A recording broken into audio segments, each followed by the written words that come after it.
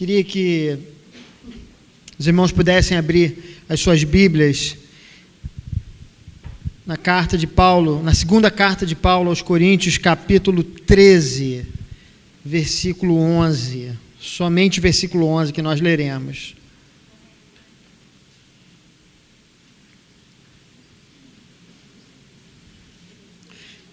Segunda carta de Paulo aos Coríntios, capítulo 13, versículo 11. Não é primeiro aos Coríntios, tá? Mas é segundo aos Coríntios, 13, 11.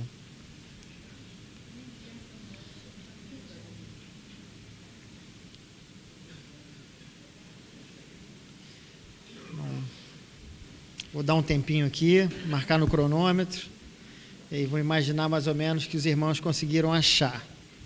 Está bem fácil hoje, né? Nas nossas Bíblias elétricas, não me canso de dizer isso, que eu gostei dessa maneira como o Jefferson se reportou às nossas Bíblias digitais, exatamente no momento que eu lia o livro do Philip Dixon, que falava do ovelhas elétricas, que eu esqueci o nome. Como é que é? É um nome um pouquinho grande, né? É um livro muito bom de ficção científica dos anos 50. Muito bem, estou dando uma enrolada aqui, acredito que todo mundo já tenha encontrado, né? 2 Coríntios, capítulo 13, versículo 11, que diz o seguinte: sem mais, irmãos, despeço-me de vocês, procurem aperfeiçoar-se, exortem-se mutuamente, tenham um só pensamento e vivam em paz. E o Deus de amor e paz estará com vocês. Amém.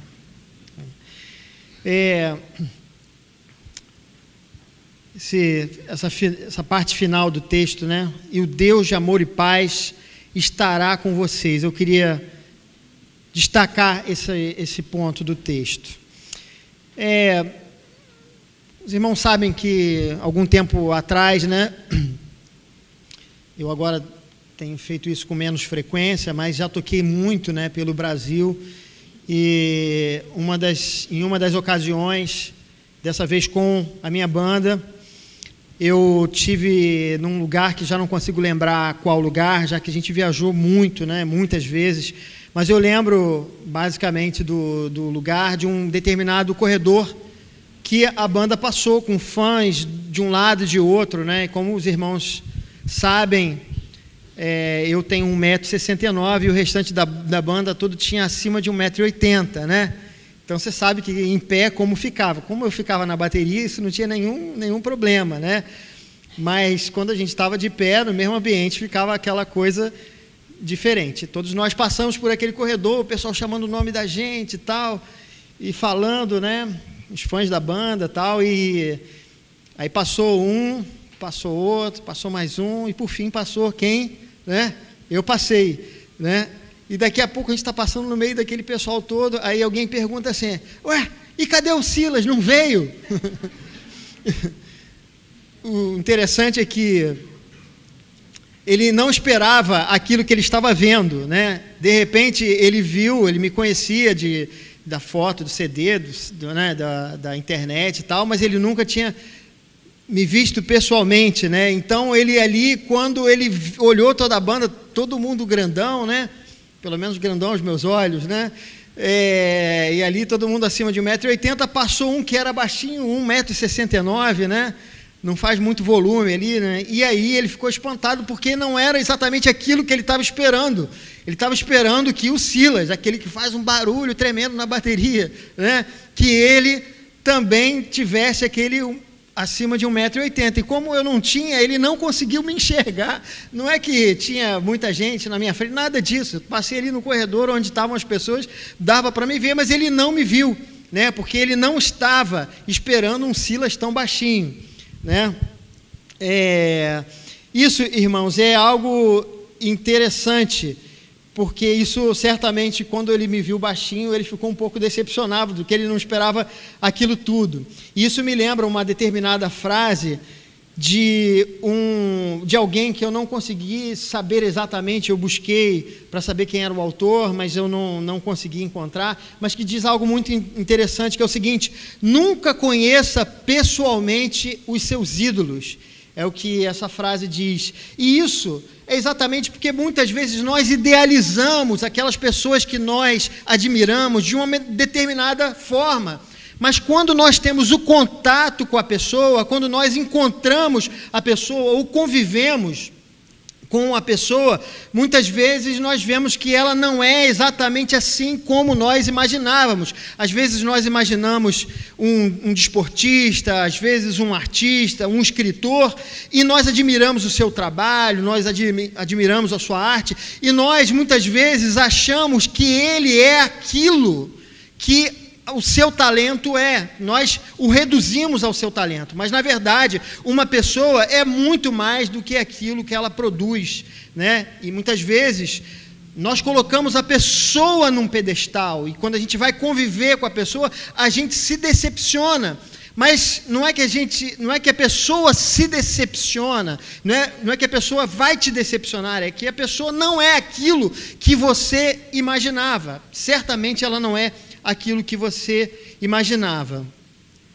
E nessa coisa da idealização, muitas vezes também nós olhamos para Deus como se Ele fosse uma celebridade, né? Muitas vezes nós somos açoitados pelo medo, pela insegurança, não porque Deus está longe de nós, mas porque nós estamos longe de Deus. Muitas vezes nós o admiramos, nós oramos, nós falamos com entusiasmo sobre Ele, sobre o fato dele ter entregue o seu Filho na cruz do Calvário por nós, mas temos dificuldade em nos relacionar com Ele. Nós colocamos Deus numa espécie de patamar, nós colocamos Ele numa certa distância, e Ele está lá como uma espécie de celebridade. O apóstolo Paulo, ele vivia algo parecido nessa igreja na qual ele escreve a carta, né? A igreja de Corinto, ele escreve 2 cartas, e o que a gente consegue perceber é que havia uma espécie de uma decepção das pessoas com o apóstolo Paulo, porque, na verdade, ele não correspondia à ideia de mestre que eles faziam em sua mente. Não era que o apóstolo Paulo era uma pessoa assim ou assado, que ele não era exatamente um apóstolo, que ele não era exatamente um servo do Senhor, como deveria ser, mas na verdade eles criaram uma ideia de mestre, né? Porque lá naquela cidade haviam muitos e muitos mestres, conforme dizem os estudiosos, que em cada esquina você encontrava um mestre filosófico falando das questões mais profundas da vida, e encontrava junto com ele vários e vários seguidores. Então o apóstolo Paulo, naquela cultura, ele não fazia exatamente o tipo de um grande mestre da filosofia. Então havia essa ideia, né, de que ele não era exatamente o apóstolo como eles esperavam. Isso porque ele era uma pessoa tranquila, porque ele não era arrogante, porque ele não se dizia o dono da verdade. Ele vivia como um apóstolo e não como um mestre, e não como uma celebridade. Essa igreja, irmãos, era uma igreja problemática. Era uma igreja na qual a gente, lendo, né, as cartas do apóstolo Paulo escritas a ela, a gente percebe que é a igreja na qual ele fala que a igreja era faccionada. Alguns diziam, não, nós somos discípulos de Paulo. Outros diziam, não, nós somos discípulos de Apolo. Apolo é muito melhor do que Paulo, fala com muito mais eloquência do que Paulo. Outros diziam, não, nós somos discípulo de Cefas, de Pedro. Sim, Pedro, ele andou com o Senhor, ele andou sobre as águas como o Senhor, ele esteve ali do lado do Senhor. Aí outros falam, não, eu sou muito mais espiritual do que todos vocês, eu sou de Jesus. Era uma igreja completamente dividida. Mas não só isso, aquela igreja também era uma igreja que os irmãos eram divididos entre si, e quando havia um problema entre eles, eles levavam os irmãos, ao invés de resolver os problemas, sentarem, conversarem como servos do Senhor, como filhos de Deus, pessoas que foram salvas por Jesus Cristo, eles levavam os irmãos para os tribunais para que fossem julgadas as suas causas. Eles menosprezavam o apóstolo Paulo e seu ministério ali também. Por isso, o apóstolo Paulo é tão duro nessas cartas, e por isso o apóstolo Paulo, ele exorta esses irmãos dizendo que eles eram como crianças na fé, mas não do aspecto positivo, da pureza, mas na questão da infantilidade, de lidar uns com os outros. Ele também, nessa carta, ensina que esses irmãos, eles eram membros de um só corpo, não havia motivo para a divisão entre eles, porque eles eram membros de um só corpo, todos estavam trabalhando em função do corpo, e o cabeça era Cristo. E é nessa carta que ele fala isso. Ele também defende o seu apostolado como em nenhuma outra carta, dizendo o quanto ele sofreu em prol do Evangelho, enquanto eles queriam alguém, um apóstolo celebridade. O apóstolo Paulo dizia que, na verdade, ele era o apóstolo que sofria em prol do Evangelho, e a gente vê nessa carta ele dizendo das coisas terríveis que ele viveu por causa do Evangelho. Esses irmãos, eles eram crentes honestos, eles queriam Deus, mas eles queriam Deus à sua maneira. Desejavam a presença de Deus, mas não desejavam as transformações causadas por conta de sua presença. Paulo, então, termina a carta dando a eles o caminho das pedras, a chave para a presença plena de Deus para as nossas vidas. E o que ele diz é: façam essas coisas, e então o Deus de amor e paz estará com vocês. E a primeira coisa que o apóstolo Paulo ensina para eles, para que Deus estivesse na vida desses irmãos de Coríntios, era que eles procurassem se aperfeiçoar, conforme nós lemos. Procurem aperfeiçoar-se. Há um moderno conceito hoje em dia, a respeito das relações trabalhísticas, que é o tal do trabalhador empreendedor. As relações trabalhistas, elas mudaram, não existe mais aquele tipo de trabalhador passivo. Eu já conheci alguns que entraram numa determinada empresa lá pelos anos 40, 50, trabalharam naquela empresa, e eles tinham a mesma função, e existia uma ideia, uma máxima que era falada: olha, você não é pago para pensar, você é pago para obedecer às ordens. Então o trabalhador, ele não fazia nada a não ser aquilo que o chefe mandava, que o patrão mandava, e ele repetia aquilo, e passava anos e anos fazendo exatamente aquilo, sem que tivesse qualquer responsabilidade pelo todo do trabalho, mas somente naquilo que ele fazia.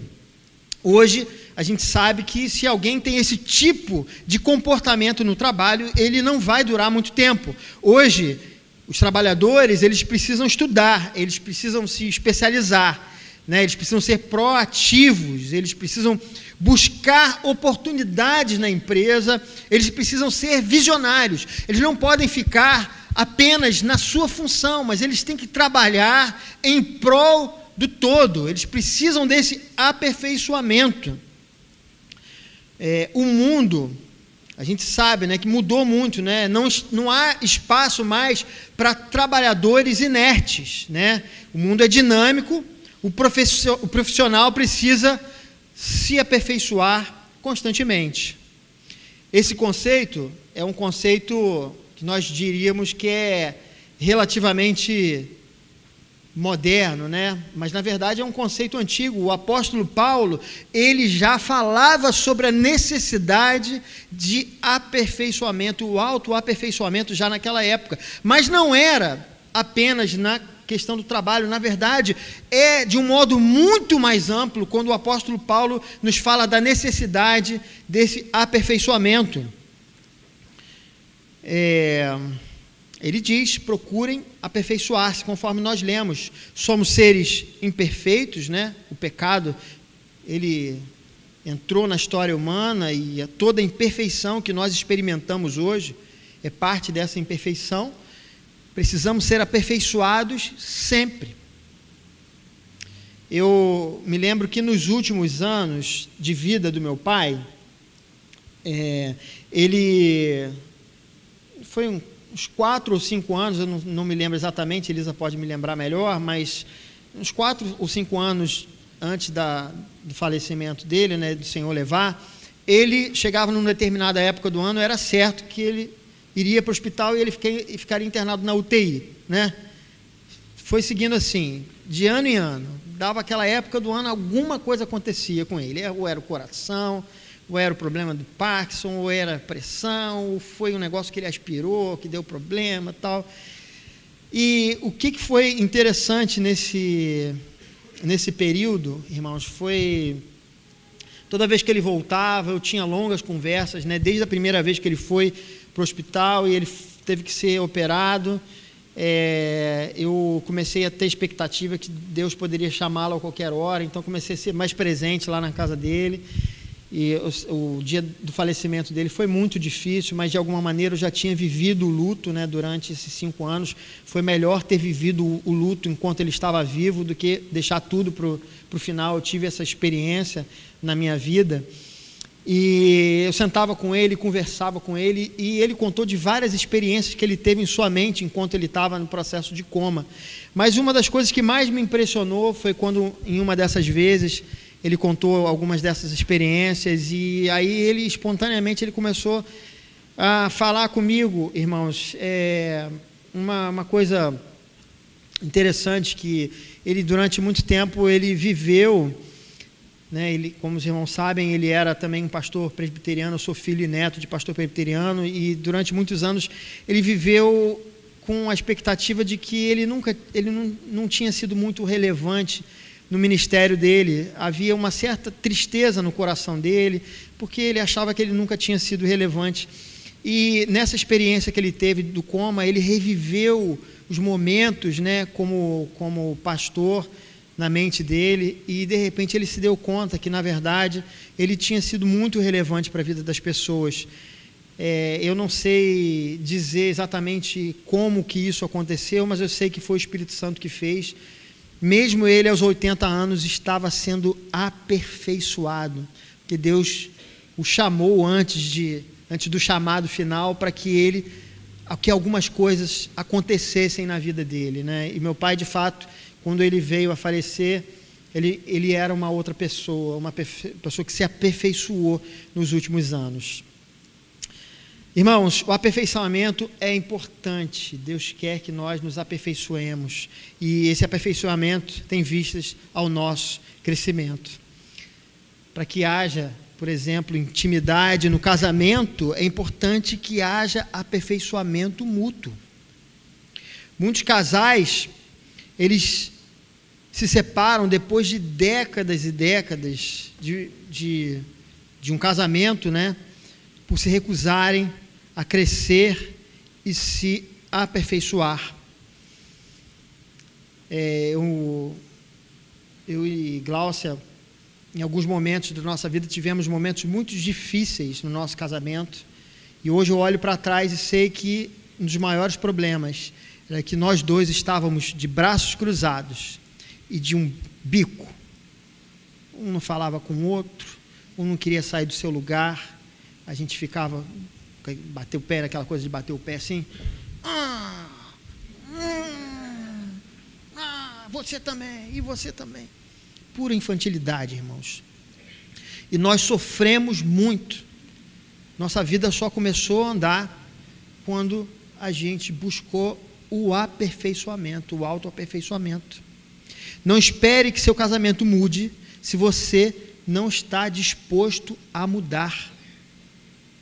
Não espere que a relação com seus pais mude se você não quer mudar. Não espere que a relação com seus filhos mude se você não está disposto a mudar. E isso é o mesmo para os seus parentes, para os seus vizinhos e até mesmo para a sua vida profissional. Para que você dê uma guinada que tanto você aguarda, você precisa estar disposto a essa mudança.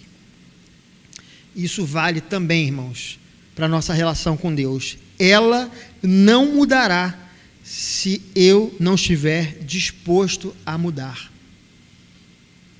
Nós precisamos dar uma guinada na nossa vida. Às vezes a gente não lê a Bíblia de jeito nenhum. Às vezes a gente não ora, não tira tempo para orar de jeito nenhum. Nós precisamos mudar, nós precisamos nos aperfeiçoar. É isso que o Senhor espera de nós, porque Ele sabe que nós somos obra inacabada, nós estamos em construção. Nós não podemos querer ficar como aquela casa que não foi acabada e ao mesmo tempo vai se deteriorando, e a gente vai vendo aquilo, essa casa vai ruir, irmãos. Do mesmo jeito, nós precisamos buscar esse autoaperfeiçoamento, seja em qual for a área de sua vida. É um desafio que nós temos. Deus espera que isso aconteça com você. Segundo lugar, para que o Deus de amor e paz esteja em sua vida. Primeiro, o autoaperfeiçoamento. E agora, exortem-se mutuamente. Outra coisa importantíssima. Eu fiz parte de uma determinada igreja e eu vi muitas coisas muito ruins acontecerem. Hoje, assim, eu dou graças a Deus por ter participado desse lugar, fui abençoado lá e também aprendi muito sobre determinadas questões. E uma dessas questões é no fato de que as pessoas usavam esse termo exortação para deixar tudo aquilo de pior que existe no coração, né, ser lançado sobre uma pessoa. Então alguém cometia um determinado pecado, uma falha, pisava na bola, então em nome da exortação pelo Evangelho, eu chegava com todas as minhas armas e por que você, não sei o quê, e por que você, isso é usar a Bíblia, né, irmãos, de maneira bem distorcida, né, dando vazão às nossas maldades do nosso coração. A questão é que a palavra exortação não significa, né, aqui, esculhambação, desculpa aqui o termo, não significa bater ou espancar, esculachar, né? A polícia prende o bandido, a primeira coisa, esculacha não, seu polícia, esculacha não, porque a gente sabe que o negócio vai ficar meio feio ali, né? Exortação não tem nada a ver. Exortação significa persuadir, dissuadir, encorajar, admoestar, advertir. Encorajar. O apóstolo Paulo, quando ele fala sobre a exortação, ele está falando sobre uma ajuda que nós precisamos fazer uns com os outros, algo que a igreja de Cristo não pode simplesmente cruzar os braços, porque exortar é cuidar, e é um cuidado mútuo. Exortação, irmãos, é quando eu baixo as minhas armas e você baixa as suas armas, As armas são baixadas ali, e tanto o que cuida quanto o que é cuidado, os dois se sentam e se colocam na mesma posição. Há um carinho pela pessoa que fala e há um carinho pela pessoa que ouve. Os dois estão abertos porque nós somos obra inacabada. E às vezes nós somos usados pelo Senhor para abençoar, para ajudar o nosso irmão numa dificuldade, e às vezes é o nosso irmão que nos ajuda. Não pensem vocês que eu, como pastor, muitas vezes não preciso de ajuda, não preciso de uma palavra para me encorajar, para me ajudar. Preciso. Não existe essa de eu estar numa posição maior, e por isso eu não preciso da ajuda de alguém, e por isso eu estou numa posição que eu posso botar o dedo na cara do Felipe, do Hugo, do Beto. Não, irmãos, todos nós precisamos uns dos outros. Essa exortação é um cuidado de Deus para as nossas vidas, e ela é necessária, ela é importante, e uma igreja de Cristo precisa ter essa qualidade, essa virtude. Por isso, o aperfeiçoamento é de vital importância, pois nos traz a maturidade necessária para o cumprimento dessas exortações. As coisas estão ligadas. Eu vou me aperfeiçoando porque eu tenho salas escuras dentro de mim, né? E quando o Espírito Santo vai iluminando a minha vida, eu vou tendo condição de ajudar e de ser ajudado pelos meus irmãos. O apóstolo Paulo fala em Romanos 15, 14: eu, da minha parte, irmãos meus, estou persuadido a vosso respeito que vós já estáis cheios de bondade, cheios de todo conhecimento e capazes, vós mesmos, de admoestar-vos uns aos outros. Terceiro ponto: tenham um só pensamento e vivam em paz. E que pensamento é esse? Nós temos as pessoas que sempre estão agregadas por algum motivo, né? Se você imagina um clube, as pessoas vão ao clube porque o clube tem piscina, se associam àquele clube porque tem piscina, porque tem uma quadra de tênis, de futebol, de não sei o quê. Então você se torna sócio do clube, né, para você desfrutar, você e aquelas pessoas.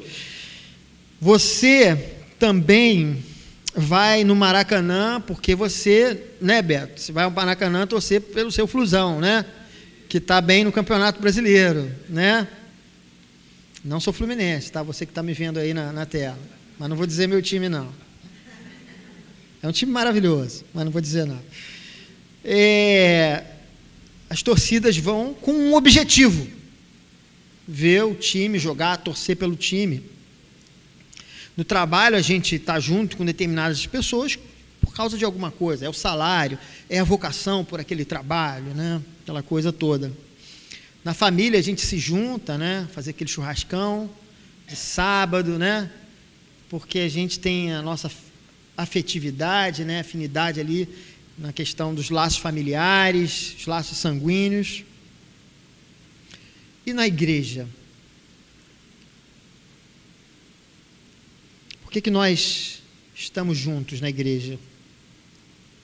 Estamos juntos porque professamos a mesma fé em Jesus Cristo, o Filho de Deus, que foi morto por nossos pecados, para que através dele nosso relacionamento com Deus e com o próximo fosse restaurado.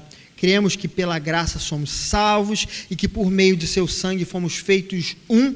Cremos também que assim como por seu sangue, pela graça nós fomos perdoados, nós também devemos perdoar uns aos outros, buscando a paz e a harmonia em nossos relacionamentos. Nós estamos juntos por causa de todas essas coisas.